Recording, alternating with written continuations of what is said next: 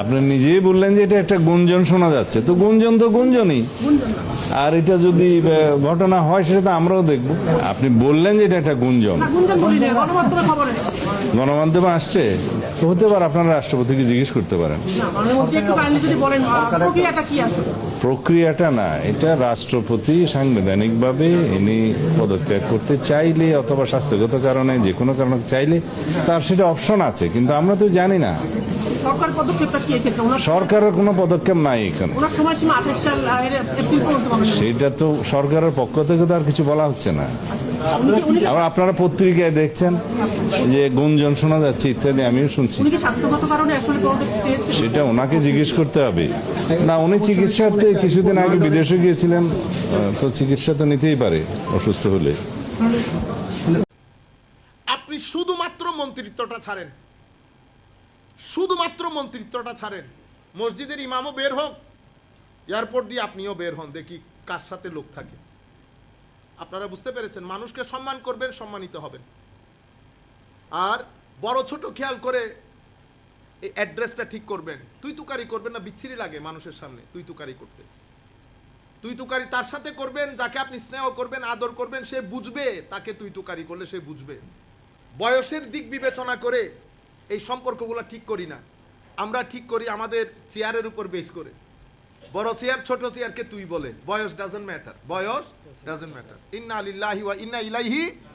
তো আপনি যখন, এটা খুব গুরুত্বপূর্ণ বিষয়, আপনি যখন গরিবের সম্মান মারবেন, পৃথিবীতে কশ্চিন কালেও আপনি সম্মানী হতে পারবেন না। এই জন্য আমাদের মন্ত্রী মিনিস্টারও বড় বড় জায়গায় গিয়ে লাইনে দাঁড়িয়ে থাকতে হয়। সম্মান আছে? আপনি এখানে না গাড়ি দৌড়াই চলে গেছেন, আপনি বাইরে আমরা দেখতেছি না ইংল্যান্ড আমেরিকায় কি হয়, দাঁড়াই আছেন। কেউ আপনাকে জিজ্ঞেস করছে আপনি কোন দেশের লোক? আপনি শুধুমাত্র মন্ত্রিত্বটা ছাড়েন, শুধুমাত্র মন্ত্রিত্বটা ছাড়েন। মসজিদের ইমামও বের হোক, এয়ারপোর্ট দিয়ে আপনিও বের হন, দেখি কার সাথে লোক থাকে। আপনারা বুঝতে পেরেছেন? মানুষকে সম্মান করবেন, সম্মানিত হবেন।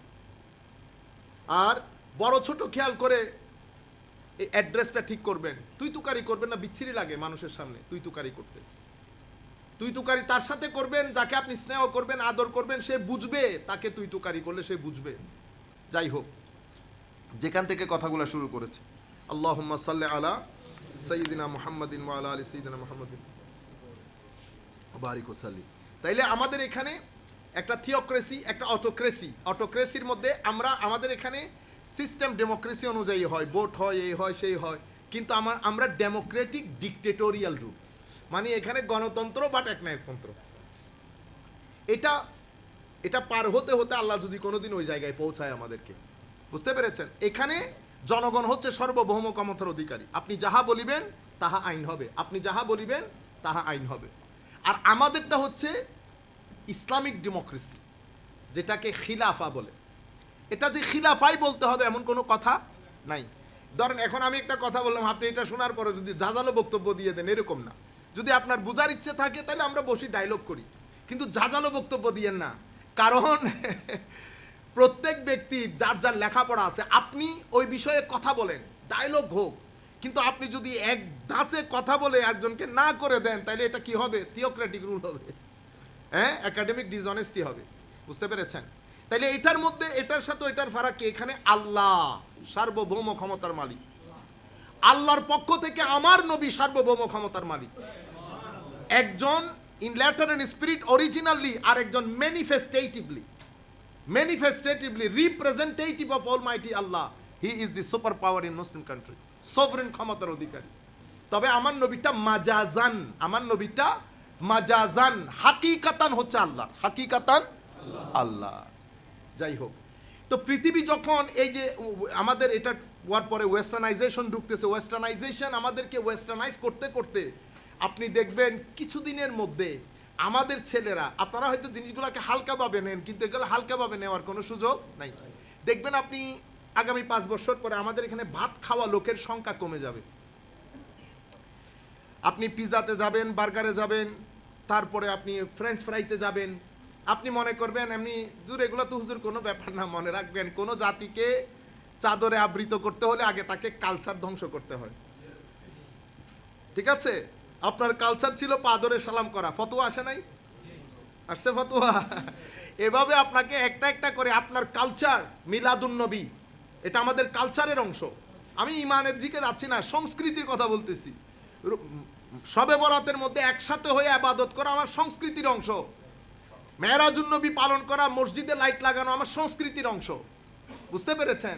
আপনি একটা একটা একটা এগুলো সব শিরক বেদাত, এগুলো সব শিরক বেদাতে ফেলে দিয়েছেন। পুরা সংস্কৃতি, একটা ছেলে যখন এখানে আসবে সে বুঝতেও পারবে না এখানে কোন দেশে আসছে। সে একটা ড্রাই ইমান রেখে যাচ্ছেন, ঠিক ম্যাটেরিয়াল আর সেকুলার লোকের মতো ড্রাইনেস। এখানে কোনো শোক জোক বলতে পারবেন আমরা শেষ কোন দিন কান্না করেছি?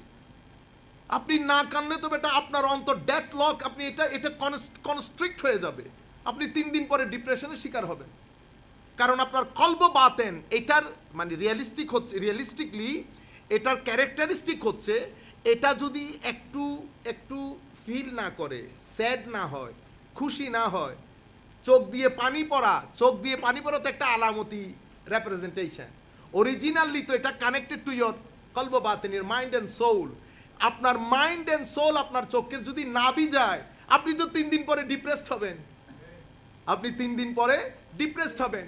এই জন্য আপনি আল্লাহর বলির দরবারে গিয়ে দেখেন কান্না আসে কিনা। আমি কিন্তু সবে বরাত আপনাকে কান্না করাইতে পারি না, এই 2-2.5 ঘন্টা না আপনি কানতে পারছেন না আমি কানতে পারতেছি, কারণ কান্না আসে কলব বাতেন থেকে।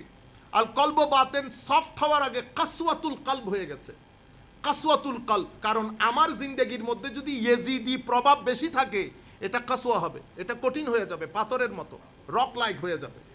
আর আমার কলব বাতেনের মধ্যে যদি হোসাইনি ফুয়ুজাত, হাসানি ফুয়ুজাত থাকে, এটা ক্ষণে ক্ষণে কাঁদবে, ক্ষণে ক্ষণে হাসবে, এটা যেতে যেতে কাঁদবে, যেতে যেতে চোখের পানি পড়বে, কারণ এখানে হাসান হোসাইনি ফুয়ুজাত জড়িত।